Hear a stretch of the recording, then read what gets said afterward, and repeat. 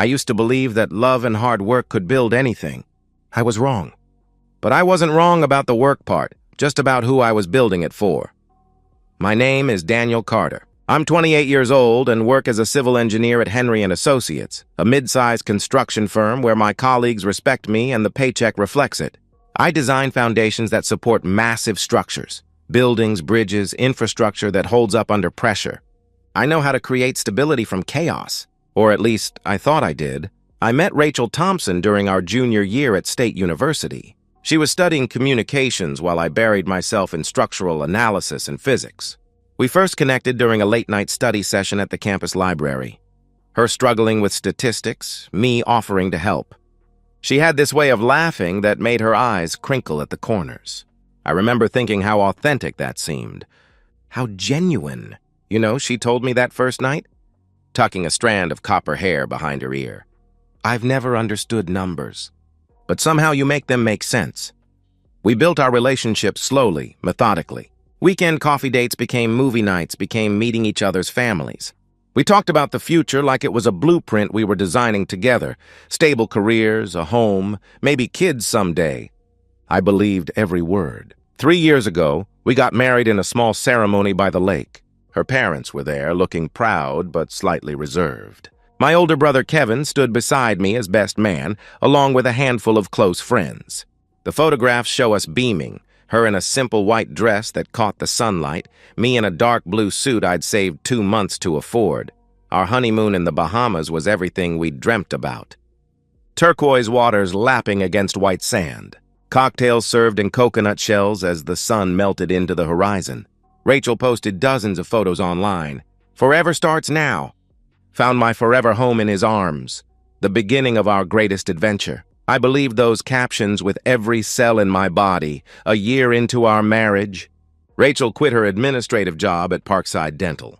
We discussed it for weeks, running the numbers, weighing options. My salary of $78,000 was enough to support us both comfortably. Not extravagant, but stable, secure. I want to focus on creating a real home, she said, her voice soft but determined. Something that feels like us, not just a place we sleep between work shifts. I love the idea. Coming home to freshly prepared meals instead of takeout containers. Walking into rooms that smelled like her. Vanilla candles and that lavender lotion she always used. A wife who wasn't exhausted from her own workday. Who greeted me at the door with genuine enthusiasm rather than shared fatigue. We bought a 3-bedroom suburban house with a white picket fence and a 2-car garage. Cliché maybe, but it represented everything we'd worked for. The neighborhood was quiet, established. The kind of place where people plant gardens and raise children. We hadn't started our family yet, but we'd talked about it. Maybe next year, maybe when I got the promotion I was tracking toward. Friday nights became sacred. I'd stop at the corner flower shop on my way home, pick up whatever was in season. We'd order takeout, open a bottle of wine, stream whatever movie we'd been meaning to watch. Rachel's head on my shoulder, her fingers intertwined with mine. Simple. Perfect. This is everything I've ever wanted, I told her one night, 4 months ago. As we sat on the back porch watching fireflies appear in the gathering dusk. Me too, she whispered back, squeezing my hand. I can't imagine being anywhere else with anyone else. I thought we were building something permanent. I thought I knew her. I thought I was safe. 2 months ago, our neighbor's house was broken into while they were at work. Ransacked, valuables stolen, drawers emptied onto floors. The whole street was shaken. Mrs. Alvarez from across the street installed a security system the next day. The Johnsons got a dog. Rachel started double-checking the locks before bed, jumping at small noises after dark. What if they come back? She asked me one night, her voice small. What if next time it's our house? The fear in her eyes made my decision immediate. I would install security cameras, top of the line, monitored, recording everything. I wanted to protect her. I wanted her to feel safe while I was at work. I wanted to shield her from harm. Turns out, I needed to protect myself. I called my friend Cole that night while Rachel was in the shower. He owns a small security company, specializes in residential systems. Can you install cameras at my place? I asked him. Soon as possible. I can come Thursday, he responded. When would be best? Rachel will be visiting her parents in Columbus that day, I explained. I want it to be a surprise, to make her feel safe. I installed those cameras to keep her safe. I had no idea they'd be the only reason I'm not in prison right now. Thursday arrived, and Rachel left early for Columbus to visit her parents. A 2-hour drive she made reluctantly, complaining about her mother's criticisms and her father's silence. I'll be back tonight, she said, kissing me quickly before heading out the door. Don't wait up. Mom always keeps me late with her endless questions. Perfect. The window I needed. Cole Bennett arrived at 2 p.m., his company van loaded with equipment. We've been friends since high school. He was always the tech guy, the one who could build computers from scraps and hack the school's grading system. Now he runs Bennett Security Solutions, a one-man operation with a growing reputation for quality work. You're doing the right thing, Cole said as he unloaded boxes. Break-ins are up 30% in the county. Better safe than sorry. I helped where I could, mostly by staying out of his way and providing occasional coffee. Cole worked efficiently, installing 8 cameras strategically throughout the house and property. One above the front door, angled to capture the porch and driveway. Another at the back door, overlooking the patio and yard. 2 exterior cameras covering the side yard and garage. Inside, he mounted cameras in the living room, kitchen, upstairs hallway, and home office. They're motion-activated, Cole explained, showing me the app on my phone. Cloud storage automatically saves footage for 30 days. You can access it remotely, set alerts, the works. I nodded, grateful for the peace of mind this would bring Rachel. What about power outages? Or if the internet goes down? I asked. Cole reached into his bag and handed me a small black device, roughly the size of a paperback book. Backup recorder. It has its own power supply and records locally. Footage saves to the cloud, but this is your physical backup. Keep it somewhere safe, closet, drawer, whatever. Just don't lose it, he instructed. I took it, turning it over in my hands. Thanks, man. Seriously, I said, genuinely grateful. No problem. Just don't tell anyone I gave you the friend discount, he grinned. Bad for business. After he left, I tucked the backup recorder into my bedroom closet, behind a cardboard box filled with old college textbooks and engineering manuals. Newton's laws of motion pressed against concrete stress analysis. Hidden but accessible if needed. I meant to tell Rachel about the cameras that night.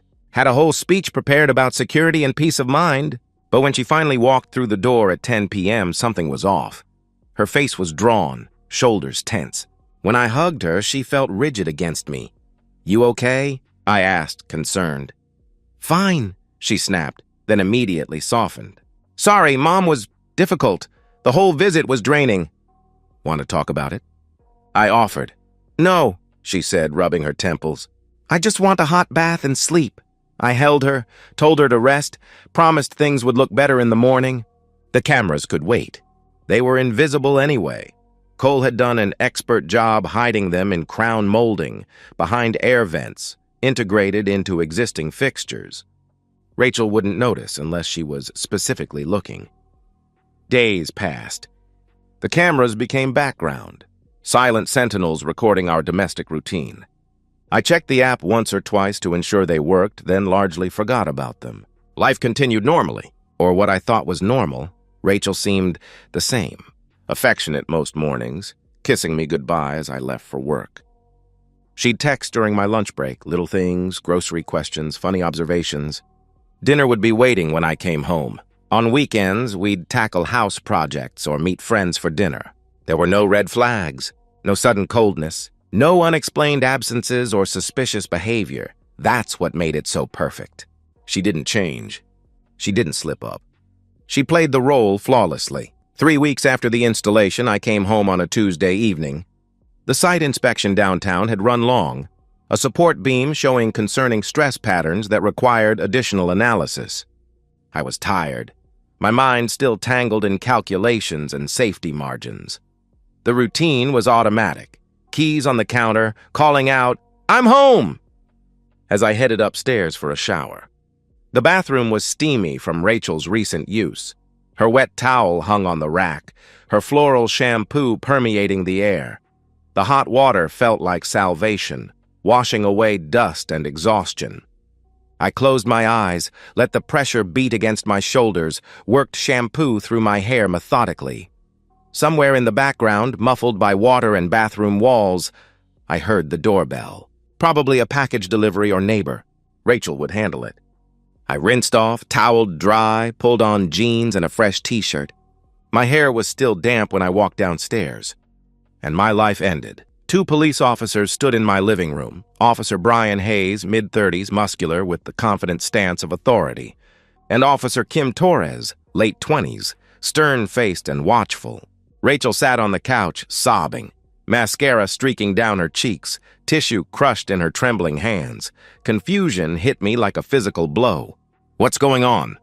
I asked, looking from one face to another. Officer Hayes turned to me, hand resting casually on his holster. "Daniel Carter?" he questioned. "Yeah?" I replied. "We received a 911 call reporting domestic abuse at this address," he stated firmly. I blinked, trying to process the words. They made no sense, like someone speaking a language I'd studied but forgotten. Domestic. What? I looked from the officers to Rachel, whose crying intensified when our eyes met. "There's been a mistake. I didn't know it yet, but while I was washing my hair, my wife was destroying my life." "There's been a mistake," I repeated, my voice steadier than I felt. "I just got home. I took a shower." Rachel's voice cut through the room, high-pitched and terrified. "Danny, please, just stop." She lurched toward the officers, one hand clutching her chest like she was physically holding herself together. "He came home angry. He shoved me against the counter. I tried to calm him down, but he wouldn't listen." She sobbed, her words tumbling out in a rush. My mind reeled, unable to process her words. This wasn't happening. This couldn't be real. "Rachel, what the hell are you talking about?" "I didn't touch you," I protested, taking a step forward. "Stay back, sir." Officer Torres stepped between us, her hand moving to her belt in warning. The message was clear: don't move closer. Rachel sobbed harder, her body shaking with apparent fear. Then, with trembling fingers, she pulled down the collar of her shirt to reveal angry red marks across her collarbone, fresh, vivid against her pale skin. "Look," she cried, voice breaking. "Look what he did." I stared, horrified and bewildered. Those marks hadn't been there when I walked in. They couldn't have been. I hadn't touched her. I didn't— "Rachel, why are you doing this?" I demanded, my voice cracking with confusion. Officer Hayes moved toward me with practiced efficiency. "Sir, turn around and place your hands behind your back," he ordered. "This is insane." "I didn't do anything," I protested, panic rising in my chest, primal and overwhelming. This wasn't happening. Couldn't be happening. "Turn around. Now," he commanded. His voice left no room for negotiation. I had no choice. I turned slowly, feeling exposed and vulnerable with my back to them. Cold metal handcuffs snapped around my wrists with mechanical finality. Each click felt like a nail in a coffin. Officer Hayes recited my Miranda rights in a monotone, words I'd heard in countless TV shows but never imagined would be directed at me. "You have the right to remain silent. Anything you say can and will be used against you in a court of law." I twisted my neck to look back at Rachel. She sat on the couch, tissues pressed to her face, shoulders heaving with apparent sobs. She wouldn't meet my eyes. "Rachel," I said, my voice suddenly calm despite the hurricane inside me. "Look at me." She didn't. "Why are you doing this?" I asked quietly. No response. Officer Torres took my arm.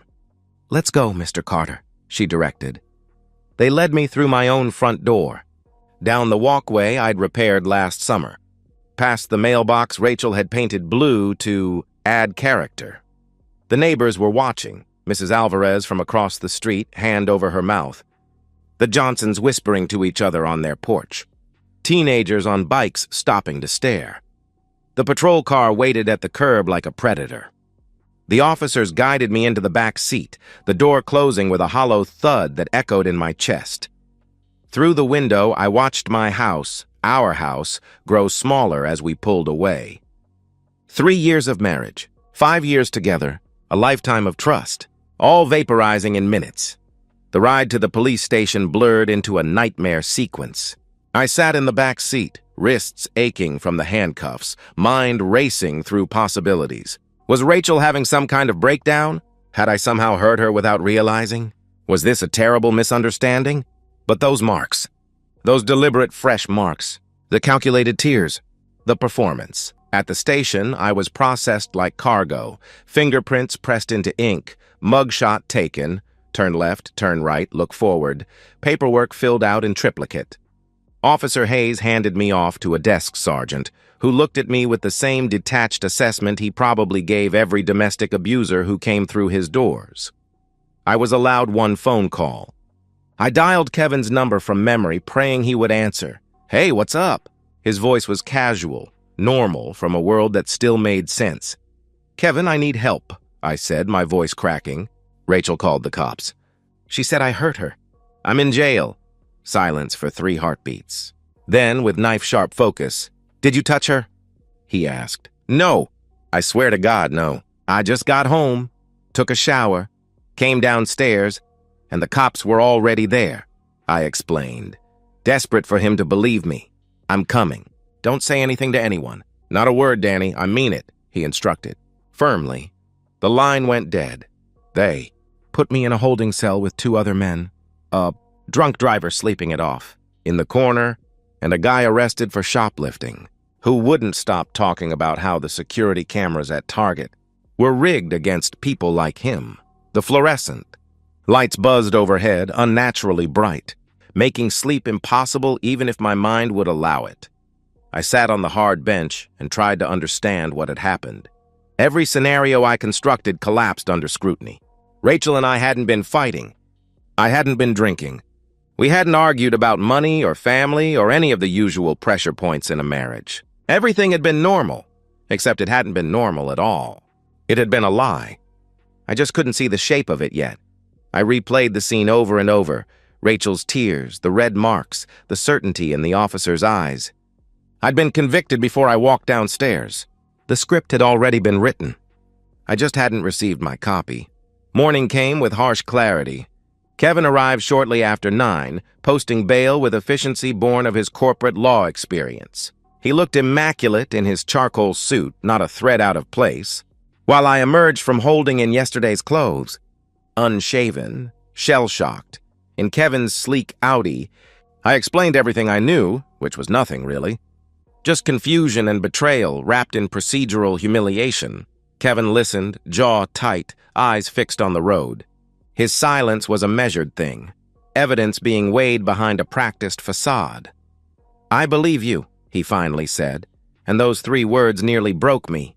"But we've got a problem." "What?" I asked, bracing myself. "Rachel filed a restraining order this morning. You're not allowed within 500 feet of the house. She also filed for divorce," he informed me grimly. The words hit like separate blows.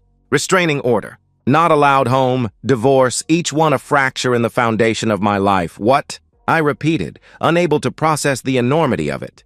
Her lawyers claiming ongoing abuse, emotional trauma, fear for her safety. With that restraining order, she's in the house, you're out, and she's positioning herself to take everything in the divorce. House, savings, alimony, Kevin explained, his voice tight with controlled anger. I stared out the window at suburban streets that suddenly seemed alien. Nauseous reality washed over me in waves.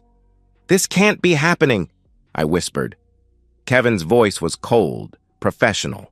"It is, and unless we find proof you didn't touch her, you're screwed. Do you have anything? Witnesses? Texts?" My mind raced through possibilities, searching for salvation. Then it hit me like a lightning bolt of clarity. "The cameras," I said suddenly. Kevin turned, eyebrow raised. "What cameras?" he asked. "I installed security cameras 3 weeks ago. I forgot to tell Rachel. They record everything," I explained, hope rising. Kevin's expression shifted. Hope, calculation, the first hint of a smile. "Every room?" he questioned. "Living room, kitchen, hallways." "Outside," I confirmed. "And where's the footage?" He pressed. Hope surged through me, desperate and fierce. "Cloud storage. And a backup device in my closet." Kevin nodded, his lawyer mind already building a defense. "We need that footage now." The knot in my stomach tightened as Kevin parked a block away from my house, our house, keeping a careful distance because of the restraining order. "I can't go in there," I said. frustration burning in my chest. If Rachel sees me, she won't, Kevin interrupted, his voice calm, methodical. Because she's not there. How do you know? I questioned. I had my assistant call her.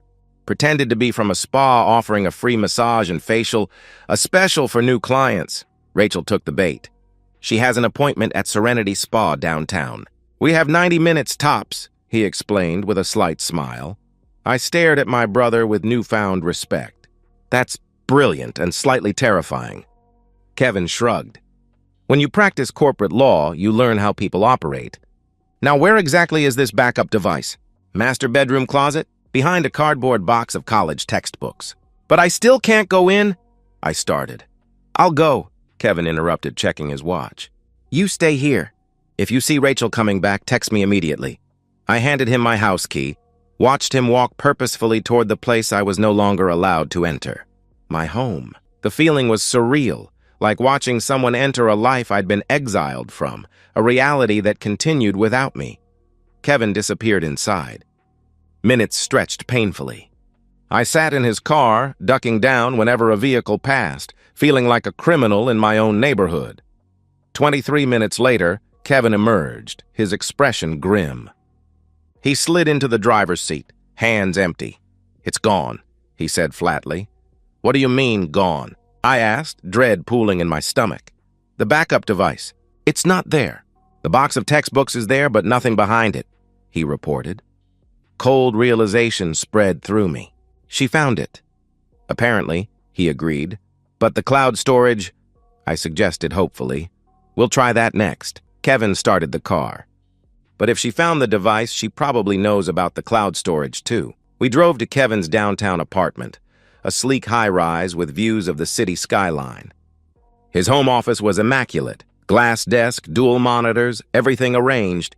He gestured for me to sit, and I logged into the security app on his computer. Error message. Account disabled. She shut it down, I whispered, despair crushing my chest. The cameras, the account, everything. Kevin stood behind me, hands gripping the back of my chair. When did you install these cameras? 3 weeks ago. Thursday afternoon, I answered. And who knew about them? He continued. Just me and Cole, my friend who installed them. The implications hit me. You think Rachel knew? That she found them? Kevin paced the room, lawyer mode, fully engaged. Let's think this through. Rachel calls the police, claims you assaulted her. Shows marks that you didn't cause. Police arrive while you're in the shower. Perfect timing. Too perfect. He stopped, facing me directly. If she knew about the cameras, she would have disabled them before staging this whole thing. The fact that she disabled them after suggests she just found out about them. Which means there might still be footage of what really happened, I finished, hope flickering faintly. Exactly. Kevin checked his watch. Call Cole now! My fingers trembled as I dialed. Cole answered on the third ring. Danny? Man, I heard what happened. Are you okay? He asked, concern evident in his voice. Not really, I admitted. Cole, I need your help. The security system you installed, does your company keep any backup of the footage? Not routinely, no. It's all supposed to go to your cloud account and the physical backup? He replied. My hope dimmed. Both gone, but Cole paused. The system does send diagnostic reports to our company's server. Basic stuff. Power fluctuations, connectivity issues, camera status. Not footage, just data. How does that help us? I asked, confused. It doesn't directly, but I could hear him typing. I can see when your system was accessed and modified. According to this, someone logged into your account yesterday at 9:17 a.m. from a device we don't recognize. Changed the password, then disabled the cloud storage at 9:23 a.m., he reported. Kevin leaned closer to the phone. When was the backup device disconnected? He asked, more typing. The local storage unit went offline at 9:26 a.m. yesterday, Cole confirmed. Yesterday morning, I repeated, mind racing. Hours before I came home. But here's the thing, Cole continued, voice quickening. The system can't delete footage that's already been recorded. It can only stop new recordings. Whatever happened in your house before 9:26 a.m. yesterday should still exist on that backup device, if we can find it. Kevin's eyes met mine, determined. We need to get that device back. How? I asked. I can't go near the house. Not legally? No. Kevin's expression hardened. But I can. And I'm going back in. Cole's voice crackled through the phone. Wait, there's something else you should know. He paused. I set up your system with an additional failsafe. It's something I do for all my installations just in case. What failsafe? I asked, desperate for any advantage. A secondary backup, completely separate from the main system. It's essentially a small camera inside the backup device itself. Records anyone who accesses or moves it. And it uploads to my company server, not your cloud account, he explained. Kevin leaned forward. Are you saying you have footage of whoever took the backup device? He asked, excitement creeping into his voice. Let me check. The sound of typing filled the silence. Then, holy I've got it. Downloading now. I'll send it to your email, Danny. 5 minutes later, we watched the footage on Kevin's monitor. The image quality was poor, grainy, low resolution, but clear enough. Rachel entering our bedroom, opening the closet, moving directly to the box of textbooks, like she knew exactly what she was looking for. Retrieving the backup device, and then the most damning moment. Rachel on her phone, speaking clearly enough for the microphone to capture, I found it. The cameras, the backup, everything. No, he doesn't know I know. Yes, we stick to the plan. This afternoon. Kevin froze the frame. Who was she talking to? He wondered aloud. I don't know, I said, staring at my wife's face. Cold, calculating, a stranger wearing familiar features. But we need to find out. And we need that backup device. The police won't help, Kevin said. Not without evidence. And this footage alone isn't enough to prove what happened yesterday. I straightened, determination replacing despair. Then we get the evidence ourselves. How? Kevin asked. I have an idea. I reached for my phone. But we'll need help from someone Rachel won't suspect. Margaret Sinclair's law office occupied the 17th floor of a downtown building, all gleaming surfaces and understated wealth. The receptionist led us to a corner office with floor-to-ceiling windows overlooking the city. Margaret rose from behind her desk as we entered. Tall, mid-50s, with silver-streaked black hair and the sharply tailored suit of someone who wins more than she loses. Kevin, she nodded to my brother. And you must be Daniel. Her handshake was firm, professional. No sympathy, no judgment, just assessment. I liked her immediately. Thank you for seeing us on such short notice, I said gratefully. Kevin and I go back a long way, she replied. She gestured toward the chairs across from her desk. He says you have a complicated situation. That's one way to put it, Kevin remarked dryly. Show her, Danny. I connected my phone to her computer monitor and played Cole's footage. Rachel finding the backup device. Making the call, sticking to the plan. Margaret watched without comment, her expression unchanging. When it ended, she folded her hands on her desk. So your wife staged a domestic abuse claim against you, likely in conjunction with someone else, presumably to secure favorable divorce terms, she summarized, her voice clinical, precise. And you believe the evidence proving this is on a backup device she's hidden somewhere? Yes, I confirmed. Do you have any idea where she might have put it? Margaret asked.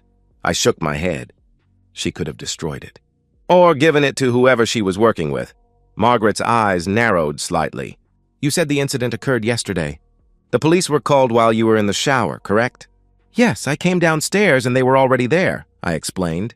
And one of the officers was named, she prompted. Hayes, I supplied. Officer Brian Hayes and a female officer, Torres.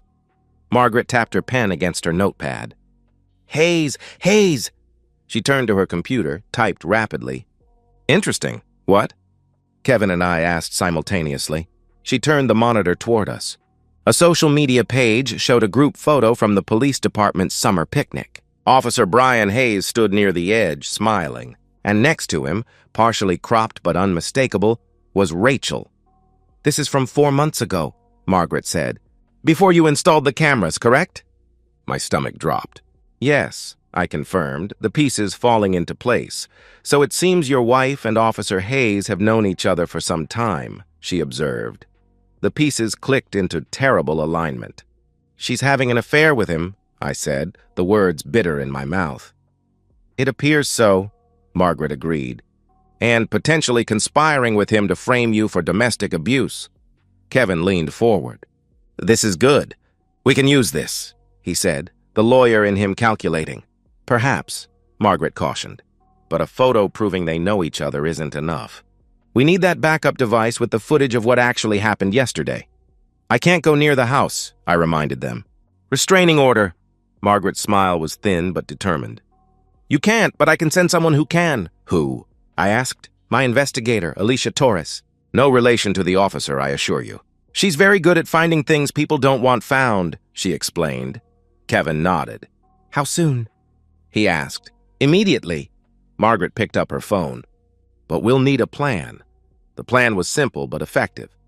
Alicia would pose as a representative from a women's support organization, offering Rachel victim services and support during her difficult time. The pretense would get her into the house, where she'd search for the backup device. While Margaret coordinated with Alicia, Kevin pulled me aside. "This might not work," he warned quietly. "If Rachel destroyed the device—" "She didn't," I interrupted confidently. "She's too smart for that." "How can you be sure?" Kevin asked skeptically. "Because the evidence on that device doesn't just incriminate me, it exonerates her. If I'm convicted of domestic abuse, she gets everything in the divorce. But if I'm somehow proven innocent, she needs evidence to counter that, to maintain her story." "She'd keep it as insurance," I explained. Kevin considered this. "That actually makes sense," he conceded. "She wouldn't destroy it," I continued, "but she might give it to Hayes for safekeeping." "Then we'd be screwed," Kevin pointed out. "Not necessarily." I glanced at Margaret, still on the phone. "Let's see what Alicia finds first." 3 hours later, Margaret's office phone rang. She answered, listened intently, then hung up with a satisfied nod. "Alicia found it," she announced. Hope surged through me. "Where?" I asked eagerly. "Not in your house." Rachel took it to a storage facility on the north side of town. "Unit registered under her maiden name, Thompson," she explained. "How did Alicia track it there?" Kevin asked, impressed. Rachel wasn't home, but Alicia observed her leaving the house and followed her. Saw her accessing the storage unit. Waited until Rachel left, then persuaded the facility manager to cooperate, Margaret replied. "Persuaded?" Kevin raised an eyebrow. "Let's just say Alicia can be very convincing," Margaret said with a slight smile. She checked her watch. "She's bringing the device here now. Should arrive in 20 minutes. Those 20 minutes were the longest of my life." When Alicia finally walked in, a compact woman with watchful eyes and efficient movements, she placed a familiar black device on Margaret's desk. "This what you're looking for?" she asked. I nodded, afraid to hope. "Is it intact?" I asked cautiously. "Seems to be," Alicia confirmed. She turned to Margaret. The woman visited the storage unit, spent approximately 7 minutes inside, then left. She didn't appear to be carrying anything when she departed. "Thank you, Alicia," Margaret said, dismissing her with a nod. Once she left, we gathered around the device. I connected it to Margaret's computer, hands trembling slightly. The backup had a simple interface, dates, times, camera locations. "Yesterday," I said, navigating to the files. "Around 5 p.m., that's when I got home." We found the files, 8 camera feeds covering the entire house. I clicked on the kitchen feed first, and the video began to play.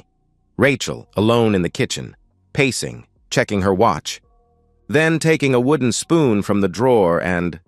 I flinched as she deliberately, methodically pressed the handle against her collarbone, applying pressure until red marks formed on her pale skin.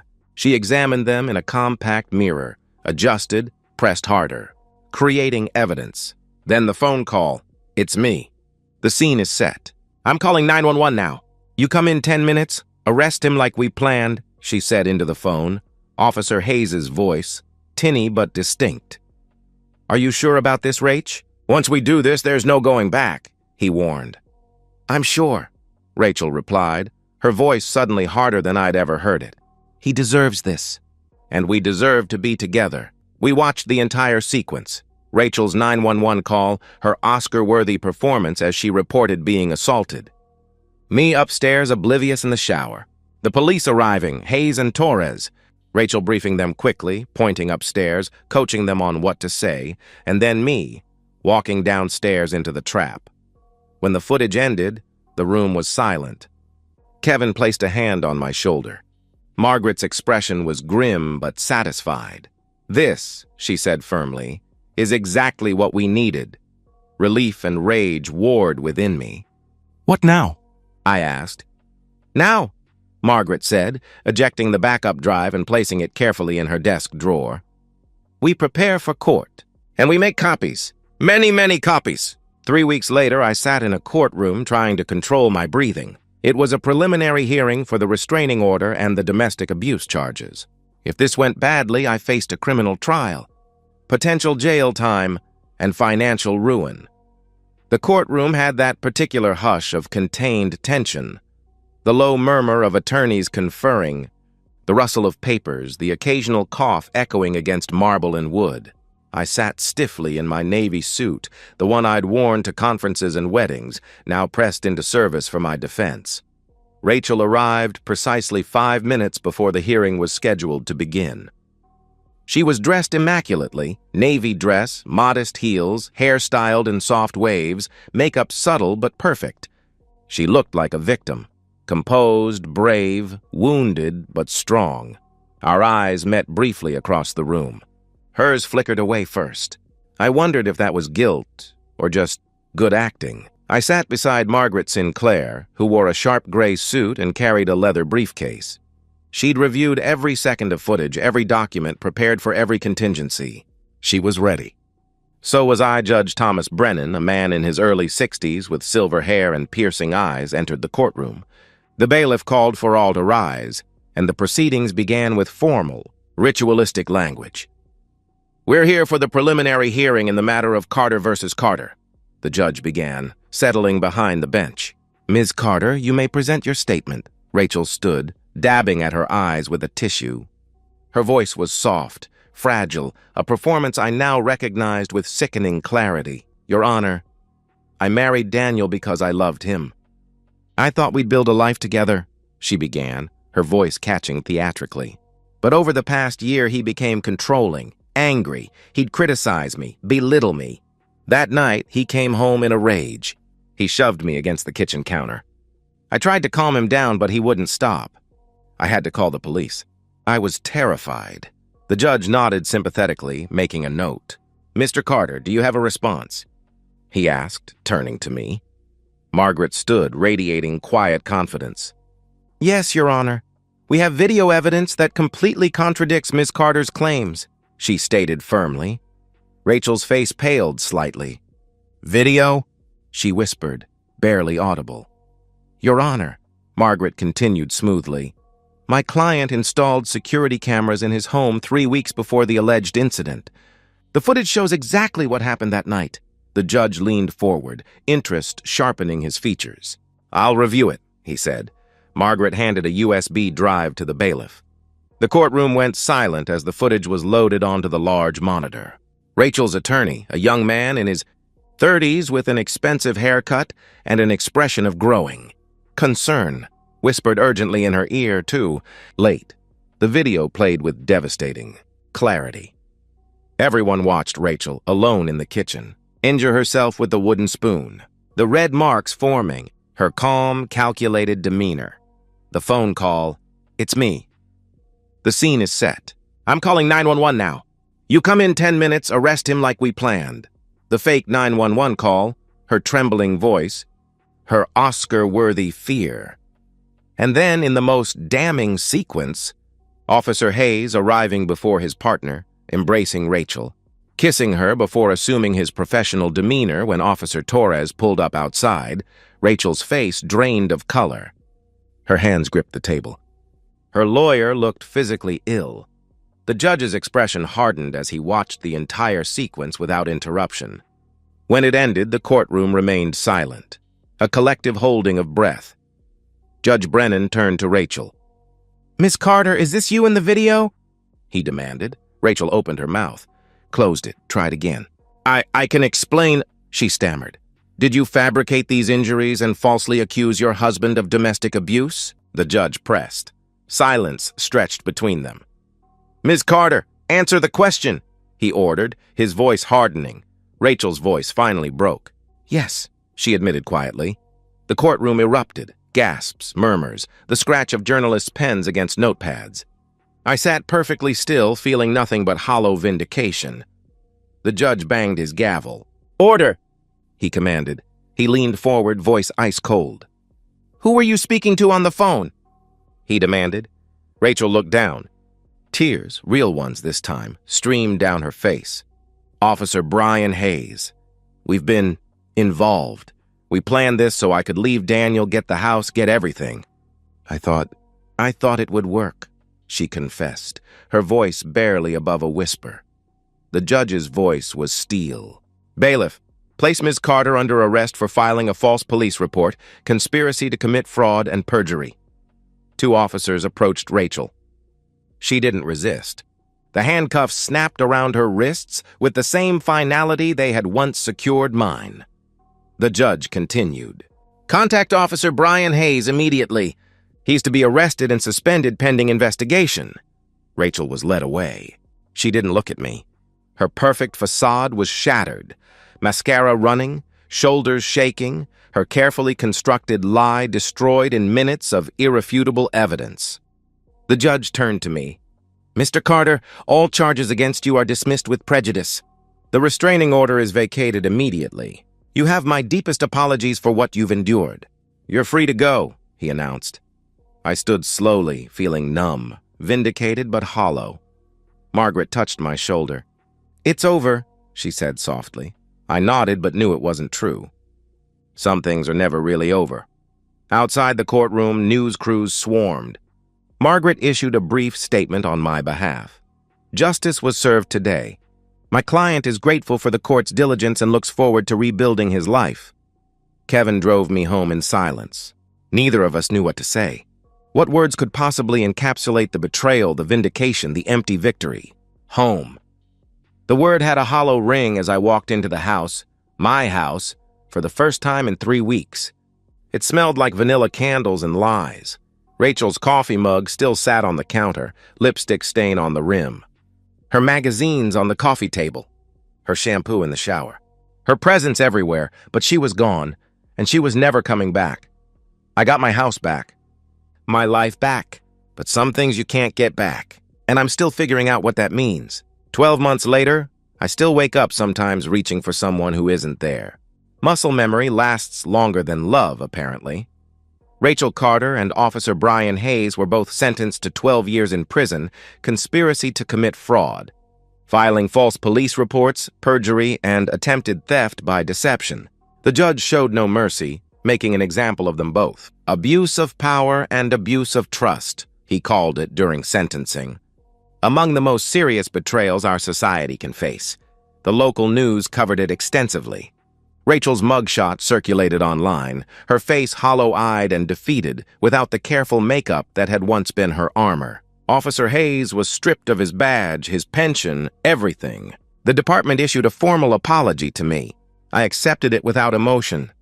I divorced Rachel while she awaited trial. She didn't contest anything.